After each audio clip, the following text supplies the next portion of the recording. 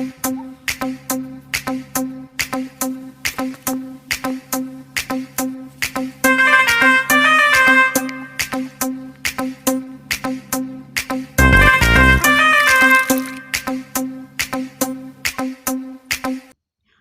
Friends, welcome to தனியா தஞ்சாவூர் சமையல். இன்றைக்கி நம்ம ஒரு சூப்பரான ரெசிபி தான் பார்க்க போகிறோம். கோடைக்காலம் ஆரம்பிச்சிருச்சு, அதனால் நம்ம உடம்புக்கு கூலிங்கான பொருட்களை உணவு மூலியமாக எடுத்து நம்ம உடம்பை எப்போயுமே கூலிங்காக வச்சுக்கிறதுக்கு பாருங்கள். அதுக்கு இன்றைக்கி நம்ம குழுன்னு ஒரு வெந்தய பணியாரம் எப்படி செய்யலாங்கிறத பார்க்கலாமா.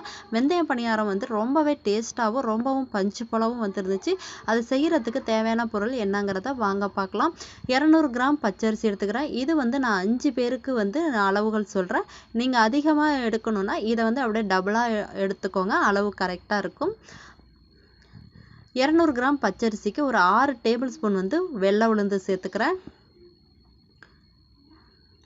அதே ஸ்பூனில் 1.5 டேபிள் ஸ்பூன் வெந்தயம் எடுத்துக்கிறேன்.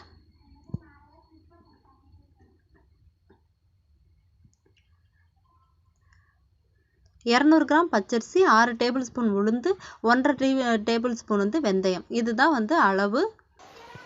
இதை நல்லா ஒரு 4-5 தடவை வாஷ் பண்ணி எடுத்துக்கலாம்.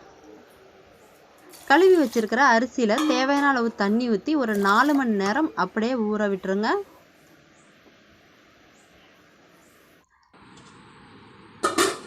4 மணி நேரம் நல்லா ஊறட்டும்.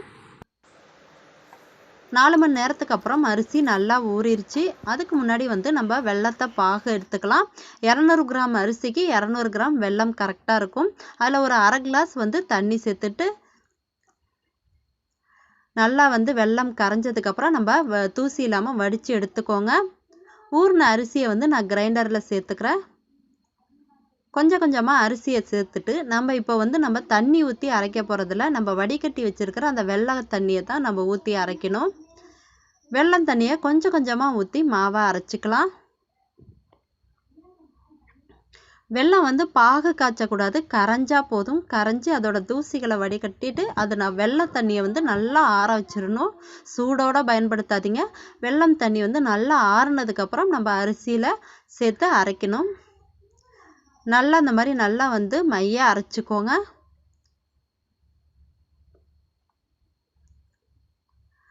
அரைச்சதுக்கப்புறம் அதை வேற ஒரு பாத்திரத்துக்கு மாற்றிக்கிறேன்.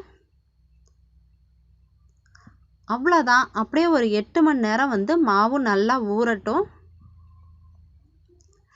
8 மணி நேரம் நல்லா மாவு புளிச்சிருச்சு. இப்போ அது கூட ஒரு பிஞ்சு சோடாப்பூ சேர்த்துக்கிறேன். கொஞ்சமாக ஏலக்காயை தட்டி சேர்த்துக்கிறேன் வாசத்துக்கு. தேவையான அளவு தேங்காய், உங்களோட விருப்பம் போல் தேங்காய் நிறையா சேர்த்துக்கிறதுனால சேர்த்துக்கோங்க, கம்மியாக சேர்த்துக்கிறதுனால சேர்த்துக்கோங்க. எனக்கு தேங்காய் அதிகமாக சேர்த்தா பிடிக்கும், அதனால சேர்த்துக்கிறேன். சேர்த்துட்டு கொஞ்சமாக உப்பும் சேர்த்துக்கோங்க. சேர்த்துட்டு தேவையான அளவு தண்ணி சேர்த்து மாவை நல்லா கரைச்சி எடுத்துக்கோங்க. பணியாரம் ஊற்றுற அளவுக்கு தண்ணி சேர்த்துக்கிட்டு இந்த மாதிரி மாவை எடுத்துக்கோங்க. பணியார சட்டியில் எண்ணெய் காஞ்சதுக்கப்புறம் நம்ம பணியாரமாக ஊற்றிட வேண்டியதுதான். எல்லா குழிகளிலுமே எண்ணெய் கொஞ்சம் அதிகமாக வச்சுக்கோங்க. அப்போ தான் பணியாரம் நல்லா வெந்து நல்லா சூப்பராக வரும். ஒரு மூடி போட்டு ஒரு 10 நிமிஷம் நல்லா வேகட்டும். நல்லா வெந்துருச்சு. ஸ்பூன் இல்லைன்னா இந்த மாதிரி கத்தி வச்சு நீங்கள் திருப்பி விட்டுக்கோங்க. எனக்கு இந்த கத்தியில் எடுக்கிறது தான் கொஞ்சம் ஈஸியாக இருக்கிற மாதிரி இருக்கும். அதனால் நான் எப்பயுமே பணியாரம் சுட்டால் அந்த கத்தியை தான் யூஸ் பண்ணிக்குவேன். திருப்புறத்துக்கு ரொம்பவே கஷ்டமாக இருக்காது, அழகாக திருப்பி விட்டுறலாம். எவ்வளோ சூப்பராக நல்லா பஞ்சு போல் அழகாக வந்திருக்கு பார்த்தீங்களா.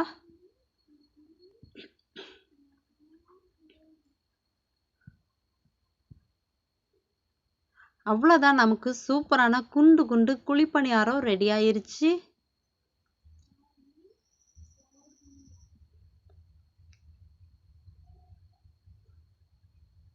பணியாரம் சுடும்போதே வீடே மணக்குங்க. அந்த அளவுக்கு நல்ல ஒரு வாசமாக டேஸ்ட்டாகவும் இருக்கும் இந்த பணியாரம். பணியாரம் 2 சைடும் நல்லா செவந்ததுக்கப்புறம் எடுத்துட வேண்டியதான். அவ்வளோதான், நமக்கு சுட சுட சூப்பரான வெந்தய பணியாரம் நமக்கு ரெடி ஆயிடுச்சு. இதே போல் இருக்கிற மாவு எல்லாத்தையும் நம்ம பணியாரமாக சுட்டு எடுத்துக்கலாம்.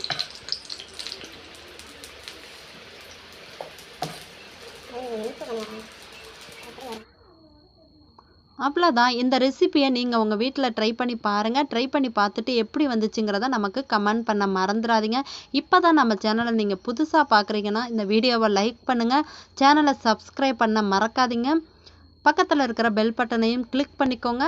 அப்போ தான் நாங்கள் போடுற வீடியோஸ் உங்களுக்கு உடனே நோட்டிஃபிகேஷனாக வரும். தேங்க்யூ ஃபார் வாட்சிங்.